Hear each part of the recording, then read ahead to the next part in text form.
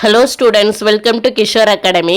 இன்றைக்கி இந்த வீடியோவில் என்ன பார்க்க போகிறோன்னா 7th ஸ்டாண்டர்ட் ஃபஸ்ட்டு டேர்ம் புக்கில் உள்ள மேக்ஸ் எக்ஸாம்பிள் 1.13 பார்க்க போகிறோம். கொஸ்டின் பாருங்கள். Chitra has ₹150. She wanted to buy a bag which cost ₹225. How much money does she need to borrow from her friend? கொஸ்டினை ஃபஸ்ட்டு நல்லா ரீட் பண்ணி அண்டர்ஸ்டாண்ட் பண்ணால் தான் இந்த சம் செய்ய முடியும்.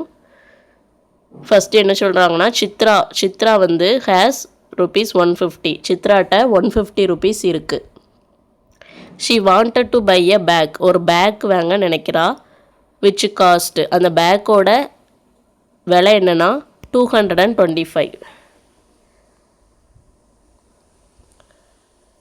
அப்போது அவட்ட 150 தான் இருக்குது. அப்போ how much money does she need to borrow, அப்போ அவள் ஃப்ரெண்டுக்கிட்ட அவள் எவ்வளோ வாங்கினா அந்த பேக்கை அவளால் வாங்க முடியும் அப்படின்னு கேட்குறாங்க. சிம்பிளாக நீங்களே ஒரு டெய்லி உங்கள் லைஃப்லேயே உங்களுக்கு இந்த மாதிரி நடந்திருக்கும். இப்போ உங்களுக்கு ஒரு ₹15 பென்னு வாங்குறன்னு ஆசைப்படுறீங்க. உங்கள்கிட்ட கையில் ₹10 தான் இருக்குது. அப்போ நீங்கள் உங்கள் ஃப்ரெண்டுக்கிட்ட எவ்வளோ ருபீஸ் வாங்கினீங்கன்னா ₹15 ஆகும். இப்போ என்ன செய்யணும், இதுலேருந்து இதை மைனஸ் பண்ணிட்டீங்கன்னா உங்களுக்கு ஆன்சர் வந்துடும்.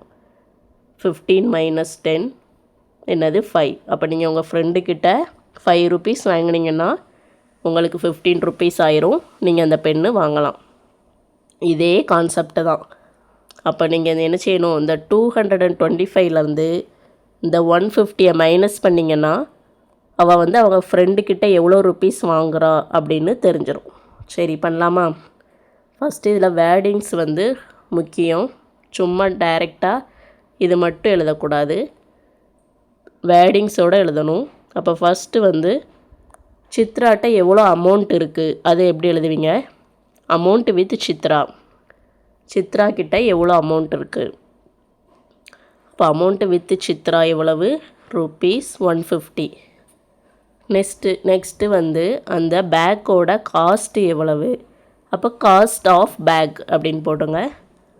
அது எவ்வளவுனா 225.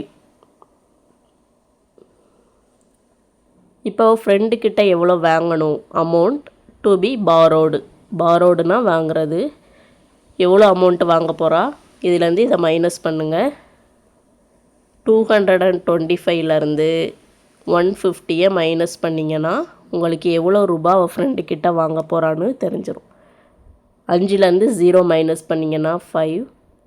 2ல் 5 போகுமா? போகாது. அப்போ இங்கேருந்து 1 பாரோ பண்ணிங்கன்னா 12 ஆயிரும்.